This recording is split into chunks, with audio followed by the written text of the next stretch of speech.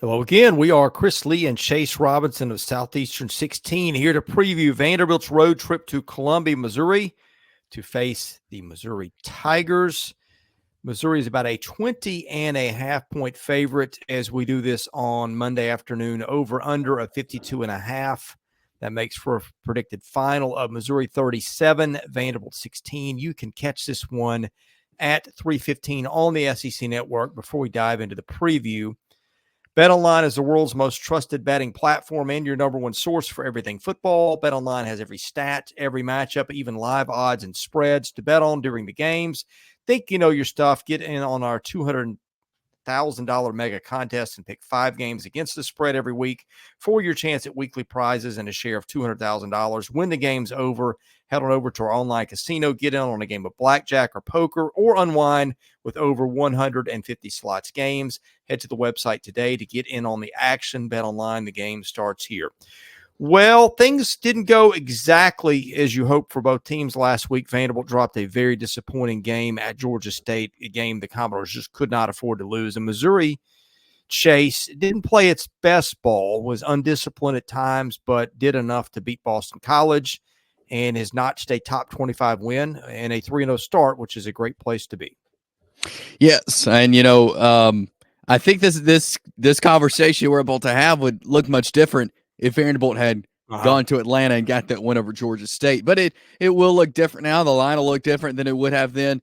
Really not expecting that after the start that Vanderbilt has had. But yeah, I thought Missouri was challenged in some ways, and maybe some things were exposed about Missouri. That's a good Boston College team coached by Bill O'Brien that played Missouri. So I'm interested in this game to see how Vanderbilt responds and if Missouri can keep the foot on the gas.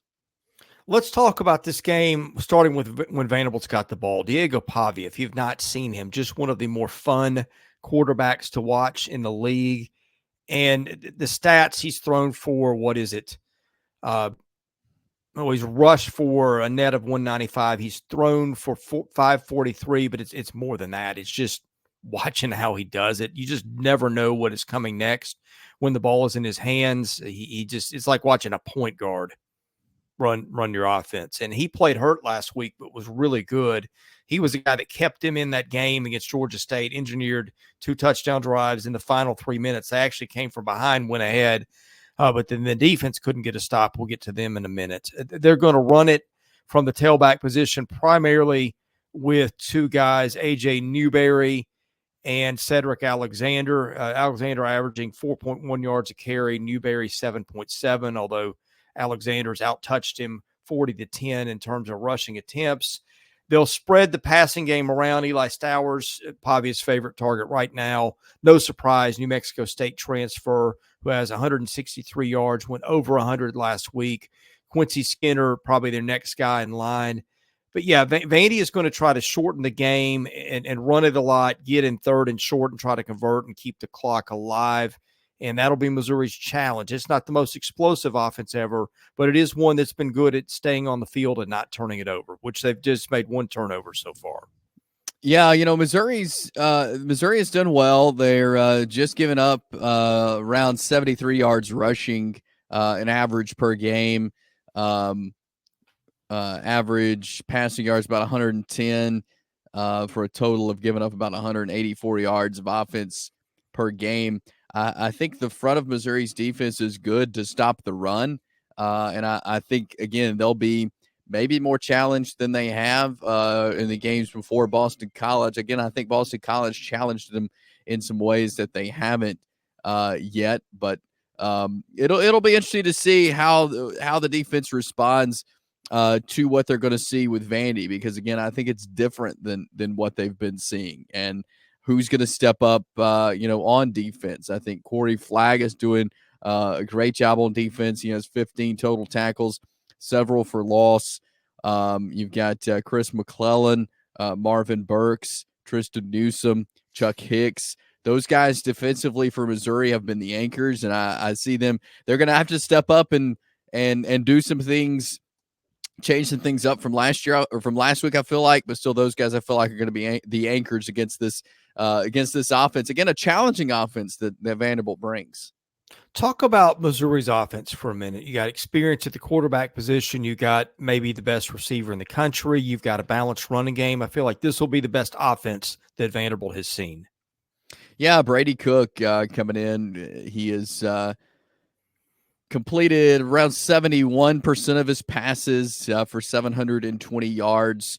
And yeah, they're running the ball well this year. They got several backs. I feel like Nate Noel, Marcus Carroll, both Nate Noel with a net of 242, Marcus Carroll 154 yards.